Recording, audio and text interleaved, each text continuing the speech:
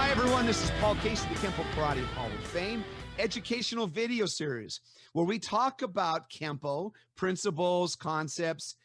Sometimes we talk about the art, how it's influenced other systems or other systems that have influenced Kenpo, the law of the fist. And occasionally we talk about special people in our lives. In the past, we've had large discussions with people about the founding Grandmaster, Mr. Parker. And tonight we'll be talking about, in our series of discussions, with the 2020 and 21 Kenpo Karate Hall of Fame inductees. It is a celebration of greatness. We recognize people for their accomplishments and their participation and how they've affected the art. Generally, to be in the Kenpo Karate Hall of Fame, there's some simple things to it. One, there is no board. The members of the Kenpo Karate Hall of Fame actually get to choose who will be inducted into the Hall of Fame. Now, it could be a competitor. It could be somebody you train with. A lot of these people don't even like each other. But after a period of time, they grow to like each other because they've survived. Tonight, we are very honored to recognize a man that made a lot of contributions. There's a lot of love around the table for him, the Grandmaster, Howard Michael Singer. And with that, no further ado, I'm going to introduce one of the founders of the IKKA, a person I truly admire, 10th degree Grandmaster, and that is Chuck Sullivan. Hello, Mr. Sullivan. Welcome to the Kenpo Karate Hall of Fame. Salute to the 2021 Hall of Fame inductees. Hey, Paul, thank you for doing this. We're all just chomping at the bit to talk about Howard. Everybody's got a lot to say, and Howard was a very, very special person to all of us. So I will introduce you to run. We're going to run this sort of like dinner with Chuck, where we all sit at a round table. We don't have dinner. It's kind of hard to show. Right off the bat, you're having dinner and there's no food. What the That's right. That's That's right. That'll be Howard, later. That'll be later. You didn't have any play on this one, did you, sir? I know he's up about laughing at you right now. Food. All right. As we swing the camera around, this is Grandmaster Stacy Picascia. Hello, sir. It's so good to see you again. I've seen you on numerous occasions. It is truly an honor to speak to you. Thank you. You too. And thank you for doing this. You're welcome. And here posthumously is the guest of honor, Howard Singer, who doesn't have much to say at the moment, but he'll speak to us a little while. This is where he customarily sat when we had the dinner with Chuck. Right. Yeah, this is his spot.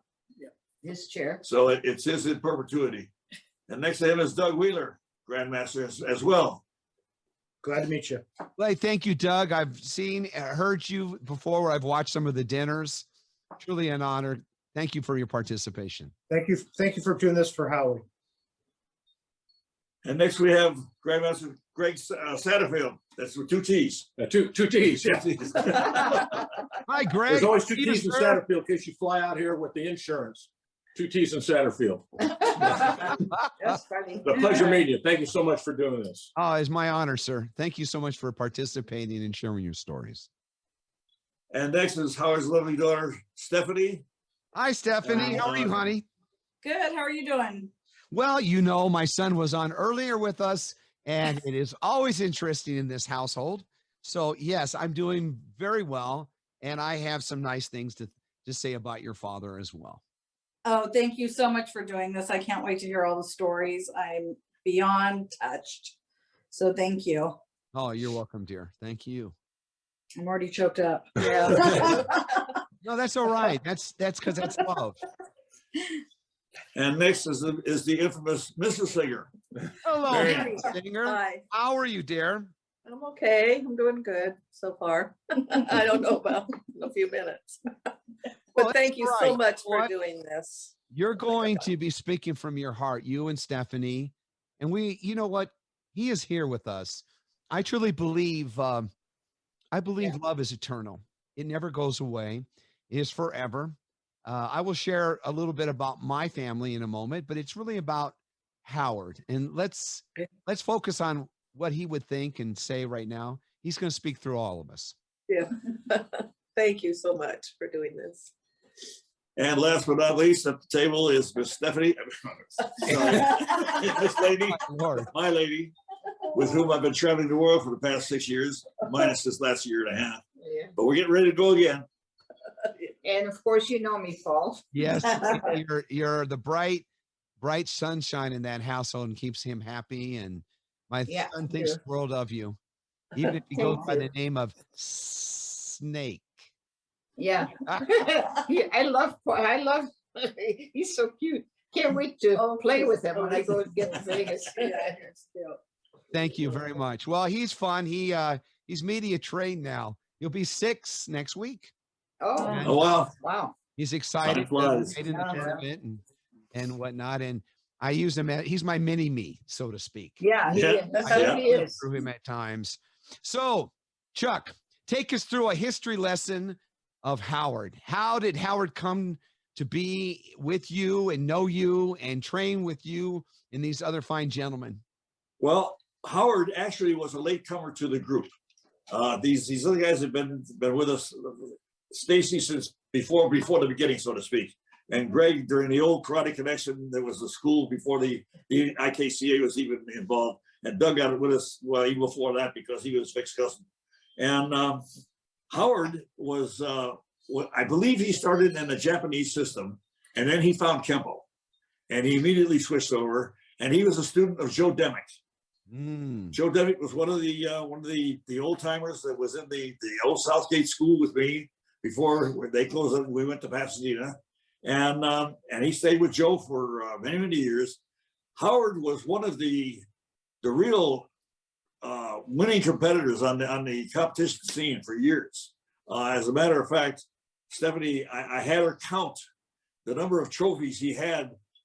Just stacked in his garage, basically. It became overwhelming in the house. He just started having to put them in the garage. And Howard was a winner. And you could tell by his nose. How many times has it been broken?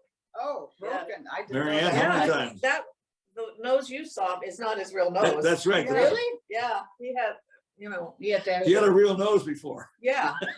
I mean, No. it was nice. Howard, I don't know what the unfortunately, he led some of his attacks with his face. Wow. And, but he was a winner, man. I gotta tell you. I mean to tell you, Howard and I freestyled.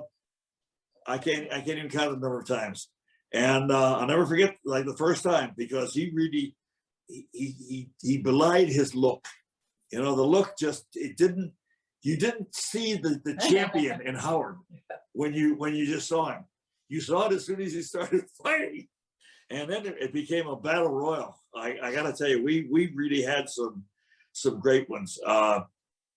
And Howard had a patented move, which I have used. In fact, I used it against him, which he got a kick out of.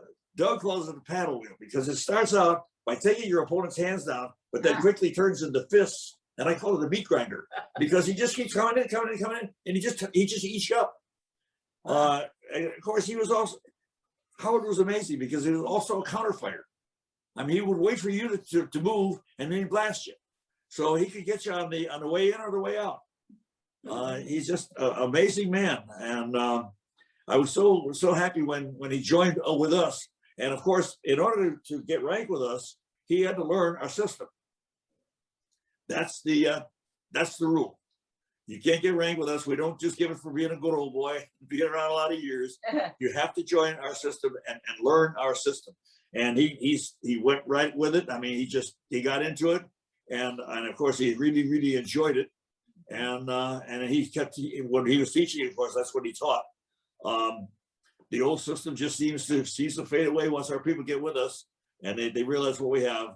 It was an amazing transformation for Howard, as it was for Dre and for Stacy as well, coming from the old school where we had to learn everything.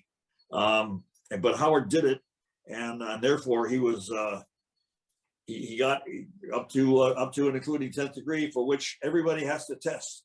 And this was on the night. This is a photograph that Greg took of the night of the promotion for Howard Singer, Armando Daloa, and Eddie Booz. And Vic and I flanked them in this photograph. Maybe he wants a copy. I don't know if you can really see it. And Vic is retired, so he's no longer in it. Armando and Howard have passed. So Eddie Booz is still around, but I haven't seen him in a gi in quite a while. You know, I So, actually spoke to Ed at length the other day. He joined us on the that evening that you couldn't make. And we were reminiscing stuff like it was yesterday. Man, he was there on the, you're laughing. It's now 40 years this March that I tested for black. And he I'm old now. yes, you are, Paul. I'm on the verge of old. I feel badly for I'm you. not yet. Hey, wait a second. I'm not admitting to anything, okay? I'll admit. Badass, as George would say, right? So let me go over to Stacy. Stacy, why don't you go a little bit, sir, about your good friend? If I can say anything about him, I'd say he was one of the most tenacious persons I've ever known. We train with Chuck every week, and there a couple of times Howard had his hip replaced. I've had my hip replaced, and we'd be sitting in what we call the injured section because we're not supposed to go out and do anything. And he wouldn't. He'd get up. He's, I can't stand this. And he'd get up and he'd start kicking the dummy with everybody else. And he'd get about 2 kicks in. He'd come back and sit down with me. I said, "You had enough?" "Yeah, I shouldn't have done that." Yeah, Really? it's always that. Really? Well, But let me ask you this, Stacy. You trained with him, but aside from working out with him as a fellow participant, I don't know if you competed against him other than in training, but what was he like outside of the training sessions? Personally, you one-on-one with him. He was the nicest guy you ever want to meet. Seriously. I'm not joking around. Plus, he had a passion. Beside his family, motorcycles and The police. karate. Well, and The police. he was treasurer for a national, what was it? Motorcycle club. Choir boys. Choir boys. Mhm. And he, Did you ever ride on his bike? me? No. No. What, are you crazy? Well, I've heard the No. stories that he would put, "Hey, come on, get on the back of the bike." Actually, was it true, Mr. Sullivan, that he asked Ed Parker to get on the back of the bike, or am I wrong? No, that was Vic. Was it you or was it Vic? No, that was Vic. Oh, okay. I knew Yeah, it was Vic somebody. had the old man on the back of his bike, and he did a wheelie, The chopper. the chopper, and he did a wheelie like for a block, and then turned around and came back, and the old man said, "Can we do it again?" And Vic was like, "Who I got back here? Who's this guy?" Yeah, and the old man would surprise you that way. You heard the story about Elvis having a go-kart, a golf cart that would do like 50 miles an hour. And he tried scaring the old man. And while they're doing like 50 miles an hour in a golf cart, Ed Parker turns to Elvis and he says, "Can't you make this thing go any faster?"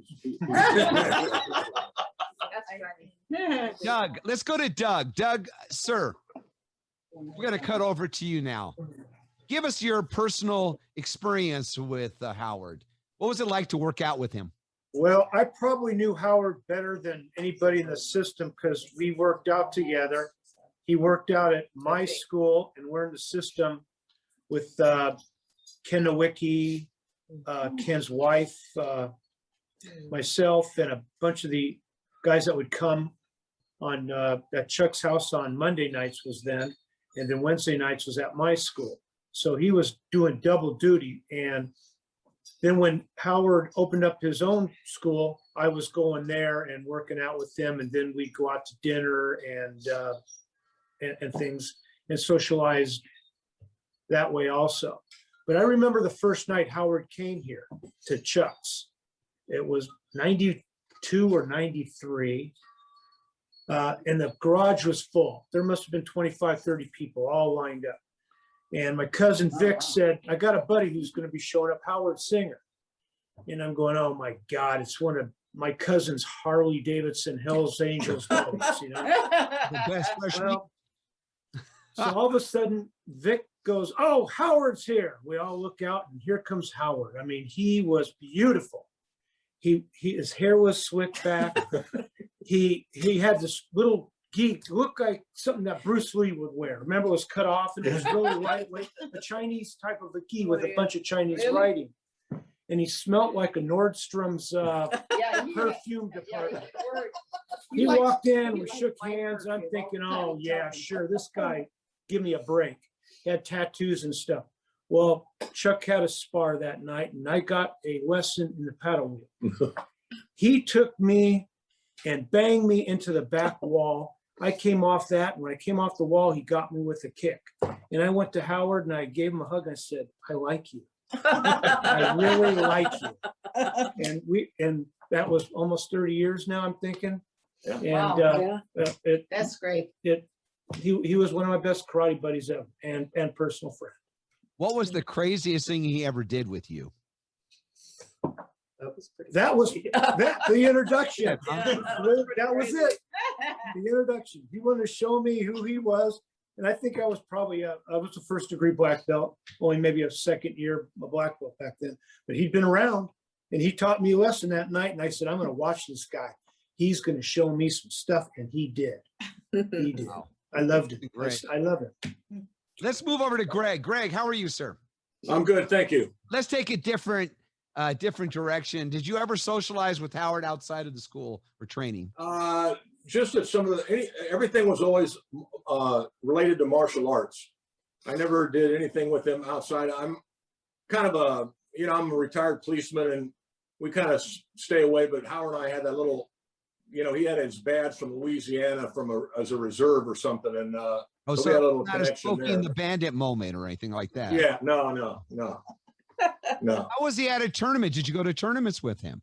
Well, we went to some internationals just to watch, but that time I don't believe he ever competed. From the time that I knew him, I did not know Howard. Well, all I know him since from here. But I will say that the guy was a passionate Kempoist, and other than his, like Stacy was saying, other than his family, I mean, Kenpo was his life. And I remember, I'm a 6'7" guy, 340 pounds, and Howard's what, 5'7", maybe 140 pounds. And you get in fighting with him, my arms killed me from just blocks. I mean, they were just like iron bars. Wow. Did you go to seminars with him and Chuck and? Yeah. So what was it like at the seminars? Did he participate in giving some instruction, or was he mostly just an observer? He is Howard's always willing to voice his opinion on how something should be done. For sure. So right or wrong, inquiring minds he would like to wouldn't know. Go out on the mat or something, but he'd give you that leaning over, going, "Oh, that's totally wrong. That's not right." I do it like this, So He gave you an education. Stephanie, let's talk Yes. about your dad, okay? Thank Sure. you, sweetie. So you obviously knew your father from a different perspective, okay? And growing up, what was it like growing up with Howard? No complaints. He was a great dad, without having to sound selfish but he gave me everything. So it was great. We always were on vacation. We were always doing something fun, but martial arts was his life. 50 years in it plus, I think. This group of people, he looked forward to coming here every week, and he looked forward to sparring and working out, and this was his life. He loved it. He had, I did count the trophies, 34. So we had 34 trophies from fighting, first, second, third place. They, varied, but he was a great dad. I mean, I could always rely on him. I could always depend on him for anything, good, bad, or ugly. He always came through for me. He was like my best friend. I started coming over here because of him. Go to a competition with him or a tournament to watch him compete? I think once, but I was in my mom's belly still. Muffled sounds. You know what? I actually do remember a little bit of going one time when I was young, because I think David Lee Roth from Van Halen at the time, and this was at the Long Beach Convention Center, he was into martial arts at the time, and he had his entourage there. And I remember everybody stopped when David Lee Roth walked into that convention center. I think that was in 1984 something. 'Cause Yeah. I was sitting next to David Lee Roth. Okay, so yeah, so it had to have been, and I think I was probably 14 then, 13 or 14. But he was a great dad. I learned all my social skills from him, because once you get me started, I don't shut up. And I can talk to anybody, and I get all that from my dad. I love my mom, but she's a little bit quieter than he is. Little bit. But Yeah. I mean, Stephanie. oh, and they wanted me to show you, I just got a tattoo. I don't know if you could see it. I noticed there's something was there. Yeah. But it's in remembrance of my dad. It says dad, it has his 10th degree black belt, and then his date of birth, date of death. But I don't know if you can see it or not. Sure, I but can. Yes, I It's can. kind of upside down. And your husband did But too. yeah, my husband got one as well with my dad's last name on it. But he was a great dad. He was my best friend. I'm gonna get choked up, but I miss him every day. As a young girl growing up, how was it when your boyfriends came over to visit and your dad met them? Oh, Yeah. terrible. He'd put his gi on and sit. He would put his Really? knee on, and he would sit there and that's funny. interrogate them. Yeah. But the funny thing is, whatever guy I was dating would come over, and they would be scared to death of my dad. But at the end of the night, they wanted to hang out with my dad more than they did me. So That's that was funny. just the reality of it. I mean, That's funny. everybody who met him ended up wanting to hang out with him. And I mean, my house was the house to go to, and part of that was because of my dad. Yeah. And all, There's I always mean- something fun going on in your house. Always. Well, he also gave you Always. pointers too, because she hasn't mentioned it yet, but she's a brown belt in the IKCA system, and she's now training to become a black belt. And Howard had a lot to do with the training. Yes. Congratulations. So I guess he got her involved in it at some point in time. Yeah. I want to say one thing before I forget. When you're talking about first meeting him, he didn't look like this. Right. yeah. He had bit parts on Sons of Anarchy, the TV show, and he looked like the worst of a Hell's Angels you could look like, because that was his persona, and he had his motorcycle, and a lot of those scenes in there were kind of rough.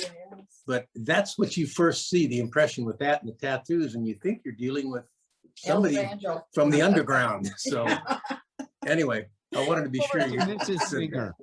Yeah. So let's go to Stefan. Let's go to your mom. Sure. I guess I just hi. Hi. So how did you meet Howard? Oh, my goodness. We met What bar? Cinnamon Cinder. Did you ever hear of the Cinnamon Yes. Cinder? In Long Beach on a circle? Oh, yeah. That's where we met. And I went in there one night, and he was there. He asked me to dance. And he danced with me all night. And then he asked me out, and we got married in 66. So we would have been married 55 years in January. And yeah, he was a great guy. He was always made me laugh. I think that's one of the things that attracted me to him. What was the funniest thing he ever did for you? Oh, I can't even imagine. There's just too many. I'll tell you, when he was fighting or, doing his competition, his tournaments, and every time the night before, one night we were in bed, and all of a sudden his hand came right down on my back. I flew out of bed. I couldn't figure out what hit me for a few seconds, and I had to wake him up. I said, "What are you doing?" And he said he was dreaming he was fighting in the contest or the tournament. And then another night before a tournament, he was in bed sleeping, and I got in bed and I went to kiss him goodnight, and his arm shot right up, just missed my face by a few inches. And I said, "You know what? I can't sleep with you the night before a tournament anymore." I was wondering if it would come up. He kept dreaming about it. And I'll tell you another thing, when we were young, really young, before we even got married, we were fooling around, you know, in the house. We were running and I don't know what we were doing, chasing each other or something. And I just kind of kicked him and I ran off, and he gave me such a karate kick on my leg. I went right down on the floor. I started crying. It hurt so bad. He felt really bad. And he said, that's just instinct. That was just a natural reaction. I said, yeah, right. But I had a big, huge black and blue mark on my leg for weeks. Did you watch Yes. him compete? Yeah, I did. And yeah, I did. Yeah. Can you tell us of any memorable experiences where he was so proud of something that he accomplished with you there? Because there's obviously 34 trophies. So there Yeah, has to be he's- one of them. you know what? I can't remember. I know he just enjoyed it, and he liked me, you know, to go. I didn't go to all of them, but you know, in Long Beach, he had, what was that? The internationals Yeah, or something? International. Yeah. And I know I was pregnant with her when I went to one of those, but God, I can't remember. It was a long time ago. All right. I'm old. Okay. I can't remember things. Let's go over to Lainey. Lainey. Hi, Hi, honey. How are you? I am terrific. I only met Howard and Mary Ann the time I met Chuck 6 years ago. And Chuck had gone on a trip right after we met, and I had a problem here, and I called Howard and Mary Ann. They came over here and helped me. I don't remember what my problem was, I don't either now. but anyway, they were right over after I called them. But Howard, every week when he came over, he'd give me a hug and talk to me about something, and always something nice. And we had kind of a connection. But the last time I saw Howard, 2 weeks before he passed, he said, "Oh, I hope I live to see the day that Stephanie gets her black belt." And I said, "Howard, why are you saying that right now?" I said, "She's going to get it very soon, and you're not going anywhere." I had no way of knowing that, you know, he was going to pass, right? No, I have no clue. Let's So go over basically- to, let's go to Chuck. Yes. As you know, you probably know this more than anybody else. Obviously, we always spend 99% of our time training to fight, but 99% of the time we don't. And we've talked about this on numerous occasions. I have no doubt that the physical training aspect that you encourage the students, including Howard, to train, and then obviously the educational things of reinforcement. So that's why he had his opinions the way it was for him, because he learned. He learned from the best. Right. Well, Howard was a stylist. He stylized everything for himself, which is exactly what Ed Parker said should happen with Kenpo. Absolutely. You don't do it the way Ed Parker did it because you aren't Ed Parker. Absolutely. So Howard just did it his way. Well, we have a formula. You have to learn it a certain way first, then you customize it. Now Howard would just teach you his customized version. And there was a little bit of conflict there, but I tell you, Howie was something else because, well, Stacy mentioned it, the look. I mean, here was a guy that would have the leathers on, and when his hair he had a ponytail halfway down his back, and his hair was jet black because he didn't want to show any gray at all, and so was the mustache and the beard and the whole thing. And it was just, Howard looked like bad news on wheels, and the bike he rode was called the Reaper. Mhm. And it had pictures of the Grim Reaper on it, and the tail light was a skull with the eyes that lit up red. I mean, this thing was bad news all the way around. And you know, you go somewhere like to a party or something like that, and we'd walk in and we'd say, "How do you do?" They'd think, "Holy shit, what's this? What the hell? What?" The guy had tattoos from his wrists to his all the way across down the legs and arms. He was tatted down. I mean, as much as he could, and in fact, toward the end, he was having his tattoos reworked into other things. Yeah, gone over. I mean, he ran out of body skin, so he had his stuff just redone. And I mean, when he walked in the room, and I mean, with the beard and the whole thing, and the Fu Manchu down to his, you know, down below his chin. I mean, down to here. You know, I mean, this guy wasn't exactly a representative of Kenpo at the moment. And then when you got to know him, it was like, oh, for God's sake, the guy's a sweetheart. Yeah. He's just a sweetheart. I mean, you didn't know Howard for 5 minutes before you knew him. It was just We did. I tell you, and he loved guns. Oh, God. yeah. Howard's got a collection of guns like he had a collection of How many? motorcycles. I don't even know. Did it count them? We haven't gone in there. to He look. had a Derringer that he kept on it, which was part of his belt buckle. Yeah, It looked like kind of just an affectation. No, it was a loaded Derringer. And he got on the And airplane. he got on the airplane with it back in the day. yeah. Yeah, he actually, before they were really, shaking everybody down. Right, yeah. And we were when we were down in Louisiana, we used to go to seminars every year for we did about I think 13 years, 12 years, something like that. Anyhow, and I think Howard was there for every one of them. And he, of course, the Derringer was with him. If Howard was there, so was his Derringer. And we were all gonna go out and shoot in the forest. Reggie, the man that threw this thing for us, Dr. Goldsby, who was also the mayor of the town, who was also get the school bus to drive us up to New Orleans, because we all be too drunk to come back any other way than on a bus with a driver. Anyhow, we're gonna have a little class on gun safety because not everybody there was a And shooter. Howard didn't teach No, Howard did not teach it. So at one point, it was so embarrassing for Howard. I never saw the man embarrassed, except this one time. The crowd is quiet as the one guy is talking about gun safety, and all of a sudden there's a clatter on the floor. Yeah. You hear this thing drop, and all eyes went to it, and it was Howard's Derringer. I It remember. had fallen off his belt. Oh my God. And Howard I just think I remember that. sheepishly reached out, picked it up, put it back on his belt, stood there, Oh, never wow. said a word needed to the guy. And what was funny was we went out to the forest and we were shooting targets, and we're doing like the cops do. They practice walking parallel to it, and then practice walking into it and out of it. Here we're all shooting, and Howard and Vic and I outshot every officer there. They finally put their guns away. We were hot that day. We really were. We just couldn't miss. It was great. Wow. Had a hell of a good time. And the times in New Orleans, Yeah. yeah, Howard and I got separated from the group one time, and then like they sent out search parties for us, and it's like, you took Chuck away. You just, and it's like, what, we can't take care of ourselves? What the hell's the matter with you? We found you. You weren't that hard to find. Bunch of doofus is standing there on Bourbon Street. We know where to look. That's funny. That was funny. an outtake from Dusk to Dawn.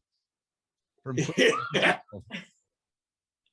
if you've seen the movie, you'll know what I'm talking about. Stacy, It let me seems like I did. I go know for a that. second. Stacy, I'm gonna go back to you. Yes. Okay. In all the time that you knew Howard, what is the thing that really stood out that was the greatest strength between the two of you?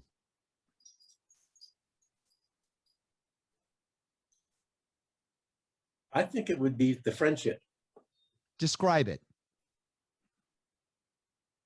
Well, we both had a passion. I was in police work too for years. He, if he could have been, because He his would have life been a took a cop, different right? direction, he'd have been a cop, Yeah, he and he'd been a hell of a good cop because he loved it.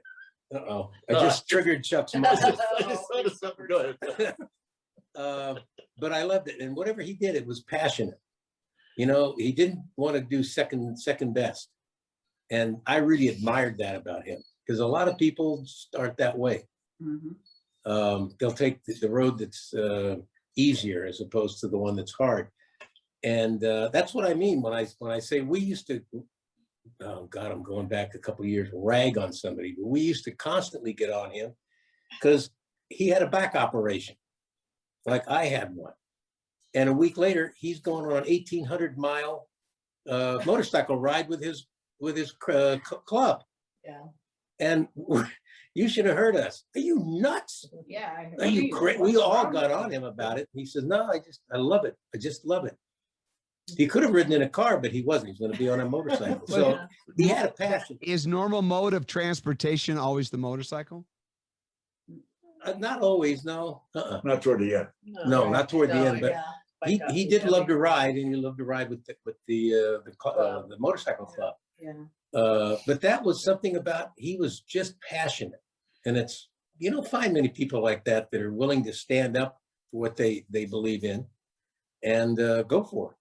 Okay, I'm going to go around the room and I'm going to ask you to talk to Howard, who is sitting right there next to Stacy.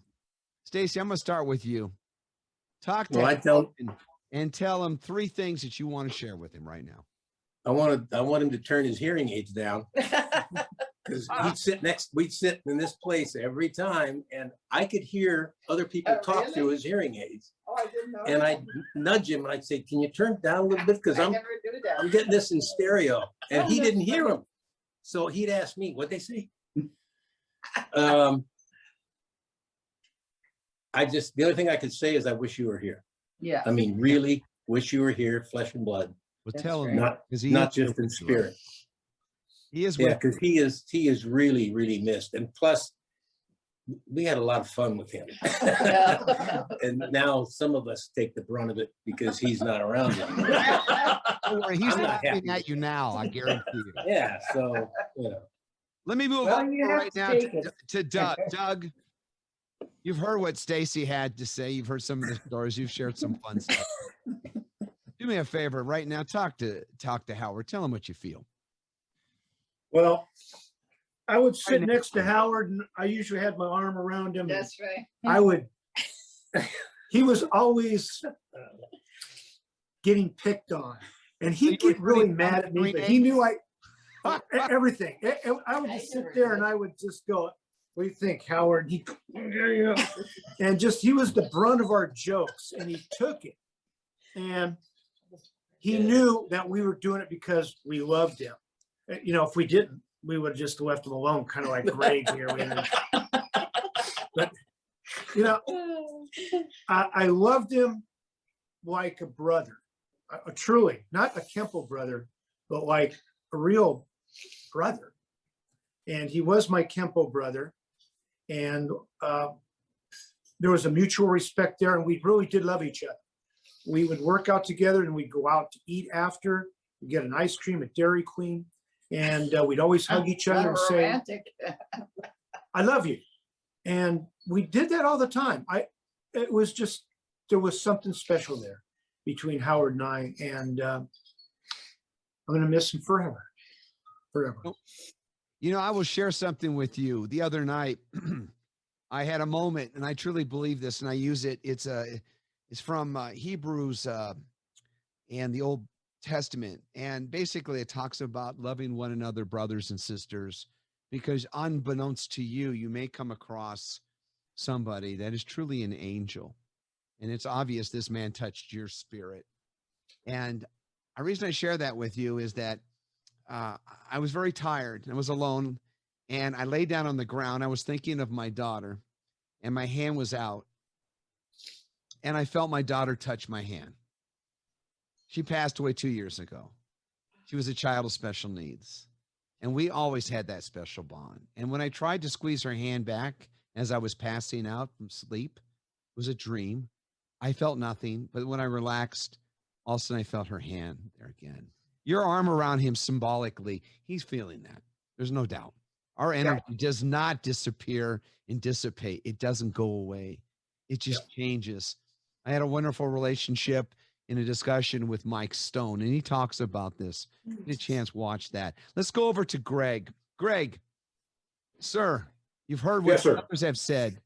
Talk to Howard right now. Tell him how you feel. He's there with you right now. Well, I'm just the opposite of Stacy with the hearing aids because I'm usually pretty good with some pretty good one-liners. And I'd say something like, I'd be sitting there with Stacy and I'd say, hey, Howard, I said, why don't you sue the city for building the sidewalk so close to your ass? It's too small. And Howard would just be like staring off and saying, and I go turn to say, he didn't hear me say that, did he? I said, hey, Howard. And it just used to crack me up. And then he'd get this big grin on his face, and it's just, he's sorely missed. He really is.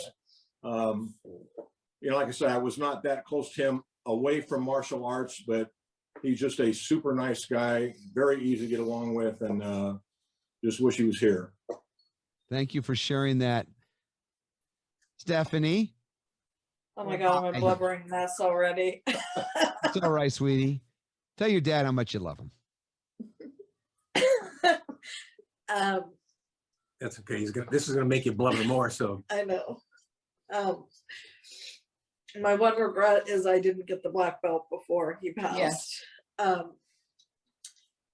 But- my fault. But He's you my got- best friend, and you But know, you got him as a father, and that's a greater gift than anything else. He was very proud. agreed. I miss him every day. You know, he lived across the street from me, literally directly across the street, and I saw him every day. And you know, I miss talking to him, and I miss just everything. We were so close.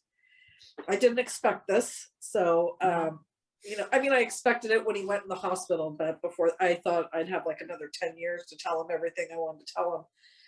But basically, I just want to tell him thank you for everything you've done for me and my family. Thank you for And- doing that, sweetie. I really appreciate that. That's beautiful. Let's go finally to your mom. Hi. Hi. Thank you. Just I'm going to wanna- start. Let me speak first to you. Thank you for being here tonight. Thank you for taking and sharing with these people that really meant a lot to your husband and the beautiful things your daughter has said. You're a beautiful woman. He loved you dearly. You're stronger than that. And you know that. And, you know, this is part of it. So why don't you tell us one last thing? Say something to him, because he's always with you. He's always going to be with you. He's going to terrorize you the rest of your life. In the middle of the night, you're going to feel a thud and you're going to say, oh my God, he's back. Smack you. I wish. Yeah, she wishes, that's I right. just want to say I love you, honey, and I missed you, and I wish you were here to go next year on to Hawaii with my granddaughter's graduating next year. We were gonna all go to Hawaii. We were gonna plan on doing that. I wish you were still here. And Molly misses you so much. That's the That's my dog. dog, our dog. She was so attached to Howard. Thank He you. loved that dog. Guys, thank you very much for sharing that and being a part of this. Finally, I'm going to go to Thank you. Lainey and Chuck Thank you. together. I love Howard. He was super nice guy. Every time he came over, he smelled sometimes better than I did. He really told me he loved my perfume. She lost she devil or angel. Yeah, he took a bath and that stuff, I think. I did take a bath So on mine, strong but I always smell sometimes. good, right? Well, that, and he always had his cigar and Glenn Levitt. Glenlivet. I forgot What about Was that that. almost every night? Well, and a cigar, but not the Glenn Levitt. Glenlivet? Oh, Not every night. yeah. No, but towards the end, he did. Okay, Chuck, he's pointing at you. Go ahead, Chuck. I started with you, and I think I want you to share the sentiments of this group. Thank you for. Well, first of all, the love We have love here. it's self-evident. It's So, really I don't self-evident. have to tell you how much we loved him. I loved him. Don't have to. Sometimes I get a little perverse, and You do? sometimes I just can't help but do things to my friends. And Marianne will remember this, I'm sure. Howard needed a letters of recommendation for a CCW, concealed weapon carry permit. And he asked me if I would write something as his karate instructor. So I did. And I just couldn't help myself. I said, dear sirs, if you give Howard a gun permit, he will be like another cop on the street. Only he won't shoot nobody that don't need shoot. And I said, he'll be a better Dirty Harry than even Dirty Harry himself. This man is, I went on and on and on. You're kidding. And I gave it to Howard in an envelope, and I said, here's your letter. And he said, oh, okay, thanks. And he's reading it. Mary was standing next. I think he called her over and said, come here. And he looked, and she looked at it, and she says, oh, Howard, that's a joke. And I'm trying to keep a straight face, of course, which is a real tough thing to do. Oh, my God. And poor Howard is reading this letter going like, holy shit, I can't turn this to anybody. I mean, this is ridiculous. What the hell's the matter with him? And she's just, you know what, I was, Howard, that's a joke. And I finally handed him the real letter, and he was like, oh, geez, I was wondering what's going on. I can't help myself sometimes. I just have to do things. Only the people I love. Yeah. Otherwise, I wouldn't bother. Who cares? You know, Love yeah. that. Thank you, Chuck. You know, in many times that you've been on my Zoom meetings, and for those of you that are listening right now, I always like to reference certain foundational things for a base for what we're sharing here today. And I always like to go to the founding Grandmaster, Ed Parker, because if it wasn't for Ed Parker, as Mr. Sullivan has said many times, the millions of people that have become the extended family of the Kenpo world would not be here. Parker wrote many things. He had several books, and they're always something to explore. But one of my favorite ones is The Zen of Kenpo. And I'm going to reference this book, and I'm going to read from it a passage which I think is so pertinent to the moments that we've shared here tonight with each other. And Mr. Parker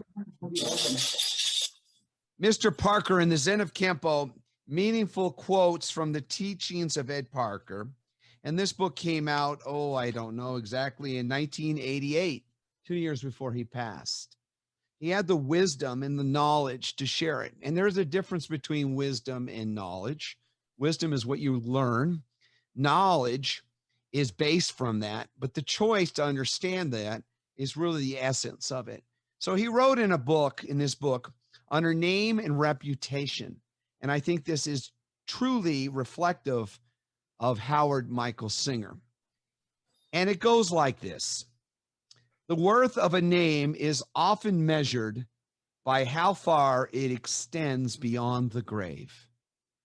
The worth of a name is often measured by how far it extends beyond the grave. Mr. Singer, your worth is so immeasurable, and it's quite obvious tonight in the talks that these people have shared in their feelings and their personal knowledge and experiences with you. So I would like to thank everyone that was there tonight, Stacy, Greg, Doug, Stephanie, Marianne, Laney, and you, Mr. Sullivan. I consider you to one of the finest men I've ever met. And with no further ado, I would like to say, on behalf of the Kenpo Karate Hall of Fame, thank you very much. It's truly been an honor to share this with you. And I look forward to seeing all of you in Las Vegas as we induct Howard Michael Singer into the 2021 Kenpo Karate Hall of Fame ceremony. Thank you and good night. Good night, Paul. Good night. Thank you so much. Thank you. Thank you. See you in Vegas. We'll be there. Thank you. Good night.